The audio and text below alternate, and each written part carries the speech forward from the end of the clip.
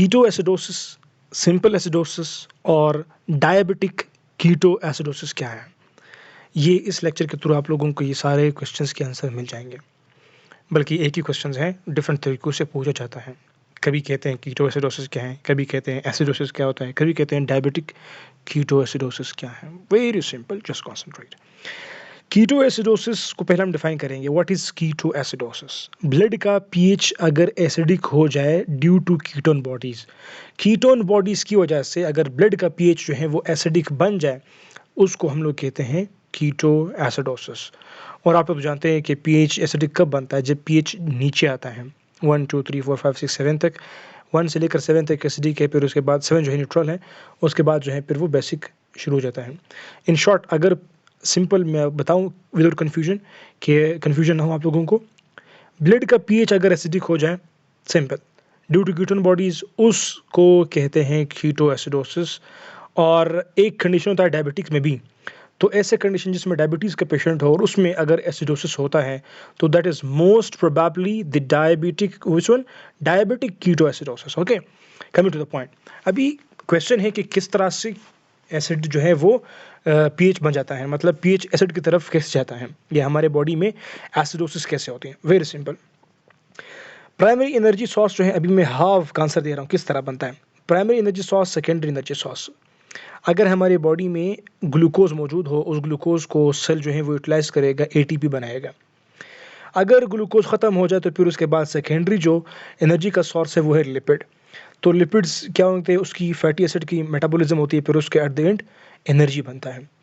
अभी होता क्या है, ये तो नॉर्मल मैकेनिज्म मैंने बताया। अब नॉर्मली क्या होता है, जब ग्लूकोज एटीपी बनाता है और अगर ग्लूकोज का कंसंट्रेशन जो है वो सेल में कम हो जाए, ब्लड में रहता है ग्लूकोज, ये सेल के अंदर नहीं जाता क्योंकि इंसुलिन नहीं होता। किसमें? डायबिटिक पेशेंट में।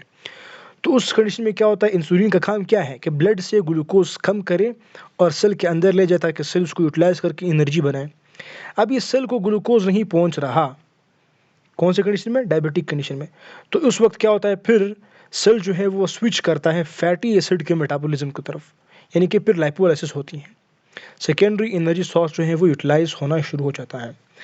यहाँ पर सेकेंडरी जो सोर्स है फैटी एसिड की, जब मेटाबॉलिज्म होती है, लिपोलाइसिस होती है, फ्री फैटी एसिड जो है उसकी बीटा ऑक्सीडेशन होती है और एसिटाइल को ए बनता है। ये एसिटाइल को ए, इसकी कंसंट्रेशन काफ़ी ज़्यादा जब हो जाती है तो क्या होता है, उसमें से कुछ जो है वो क्रेब्स साइकिल में इंटर होकर के एटीपी बनाते हैं। और जब क्रेब्स साइकिल जो है वो सैचुरेट हो जाता है, मतलब अभी क्रेब्स साइकिल के लिए मज़ीद एसिटाइल को ए नहीं चाहिए, तो उस टाइम जो है ये एसिटाइल को ए जो है क्रेब्स साइकिल की तरफ बजाय की जाने की तरफ बजाय, मतलब क्रेब्स साइकिल की तरफ नहीं जाएगा, ये आएगा टूवर्ड्स कीटोजेनेसिस करेगा।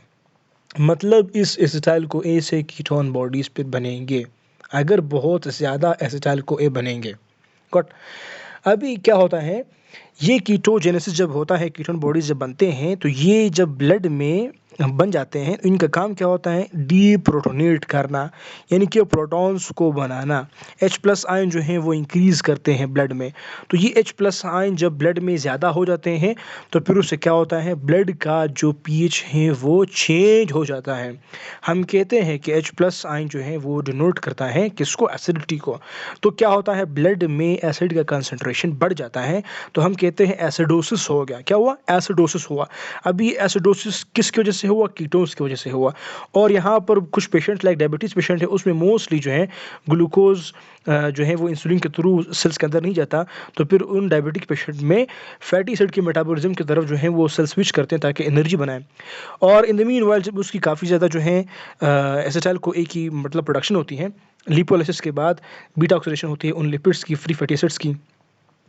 उन फ्री फैटी एसिड्स की जब बीटा ऑक्सीडेशन होती है, फिर वो एसिटाइल को ए बनाते हैं। वो एसिटाइल को ए जो है वो क्रेब्स साइकिल में जाते हैं और कुछ जो है वो कीटोजेनेसिस करते हैं। वो कीटोजेनेसिस जो है फिर लास्ट में डीप्रोटोनेट होकर के ब्लड में प्रोटॉन्स को छोड़ते हैं कीटोन बॉडीज़। तो उन कीटोन बॉडीज़ की वजह से ब्लड में प्रोटॉन्स की कंसंट्रेशन बढ़ जाती है, तो जो पीएच को फिर चेंज करता है एसिडिक की जानिब। तो ब्लड का पीएच जब एसिडिक की तरफ जाएगा, हम कहेंगे कि एसिडोसिस हुआ। क्या हुआ? Acidosis, due to ketone bodies, due to diabetes. तो ये सब हुआ। कीटोएसिडोसिस या डायबिटिक कीटोएसिडोसिस, जो भी आपसे क्वेश्चन पूछा जाए, this is the very answer. Thank you.